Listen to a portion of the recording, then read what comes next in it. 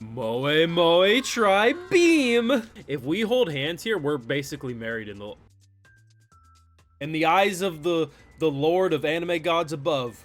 I now pronounce you Gooner and Goonette. You may now hold hands with the bride. He's like, this isn't how I first imagined my time being squirted on to be, but I'll take it. Now, anyone who knows anything about anime knows that when two characters hold hands, that's basically the equivalent of a marriage proposal. So congrats to Okarun and Momo on their newlywed lives. Make sure to drop a like, share, support, subscribe if you're new around here. And Patreon is, of course, where you catch my full live reactions. Now, even though they're not technically married, and the joke is still fantastic no matter how many times I use it, the hand-holding scene is actually legit progress, which is really impressive. So they ended the last episode with two of the best homegirls dragging our boy to where Momo got a job. I said it last week, even if that scene was only like 2 minutes long, it would be the single greatest episode or moment in any episode of Dandadan, and yeah, I stand by that statement.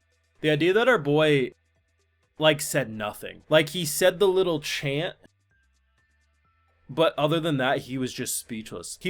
One half of him was in heaven, paradise, the Holy Lamb, the other half hell. It was fantastic seeing not only just his absolute stumped face and petrified look, but her break down and be like, bastard, you like, I don't get the impression this is a maid cafe with a variety of personality types. Like, you all have to conform to the kind of cutesy, hello master, welcome home, we love you, not the, you want the yandere maid, you want the tsundere maid, you know? No, it's kawaii maids or get fired. So it was really funny seeing her get, like, scolded.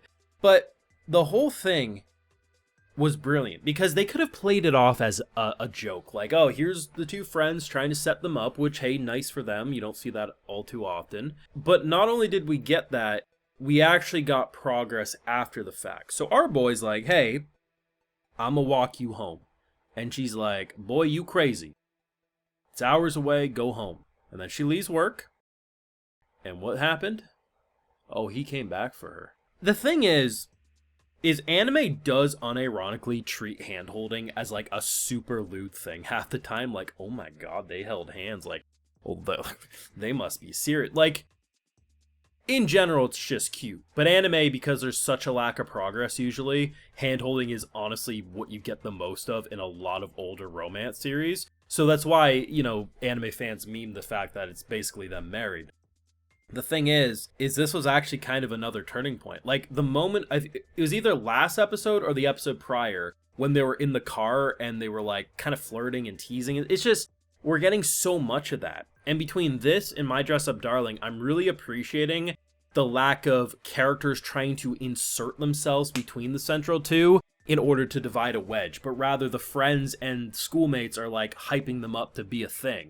And because they both legitimately like each other, they're making progress. And whether it's the simple, like, Okarun trying to walk her home just so she has, you know, support, even though she could, you know, any creep that tried to touch her would get the ghost hand of death, or the fact that he's trying to learn how to throw hands better in order to, you know, protect her in that form. It's just great to see all that. And I just really vibe with what they're doing narratively with that, on top of what I complimented recently with Gigi. You know, a guy who basically feels like, you know, I'm a burden, I'm a hindrance. I want to help this Evil Eye spirit, but Evil Eye keeps causing a ruckus. And every time they stop Evil Eye knows how to counter the next time. So while Momo's kind of spit to the face worked, that time, it probably won't the following time. So the idea of needing to get stronger, and I truly think what's going to happen is very similar to Witch Watch, which is, you know, Okarun's gonna get strong enough and he's going to beat the living shit out of Evil Eye, and then Evil Eye's gonna know to, you know, sit when Daddy tells you to.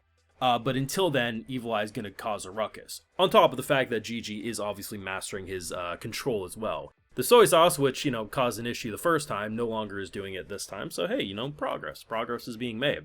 But in general, the show's really remarkable. Like, and I've been saying it for a bit, there's so many random scenes that, like, by themselves look pretty sus or controversial.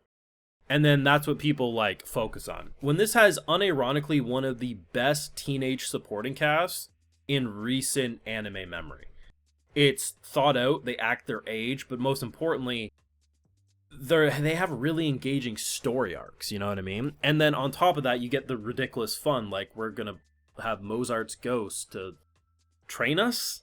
I don't know what in, Casper the Friendly Ghost nonsense was going on at the end, but I'm incredibly excited to learn. But either way, like, it's good. And, it's just, I liked season 1. I liked it a lot. But season 2 clears season 1 to such a degree that it makes the beginning of the show just look fine in comparison.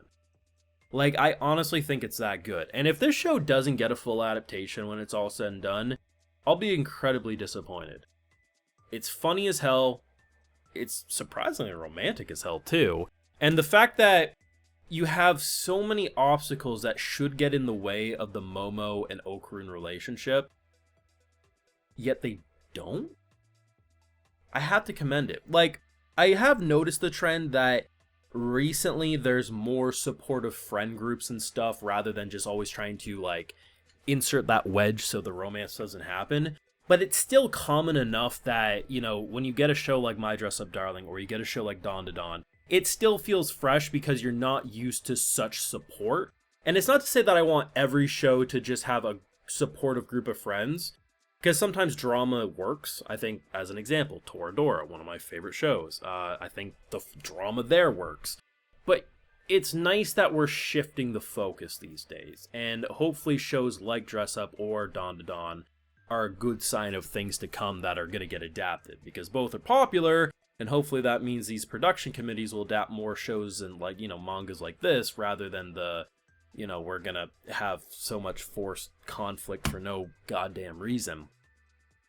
The best part, though, if we're looking at Okarun specifically, is that he has two sides he's working with in order to get stronger. His physical side, because he wants to be able to physically protect, but his emotional side as well, which is those moments where he is pushed out of his comfort zone, whether that's Momo's friends bringing him to a maid cafe, or him saying, "I'm going to walk you home." Okarun knows she would be fine walking herself home.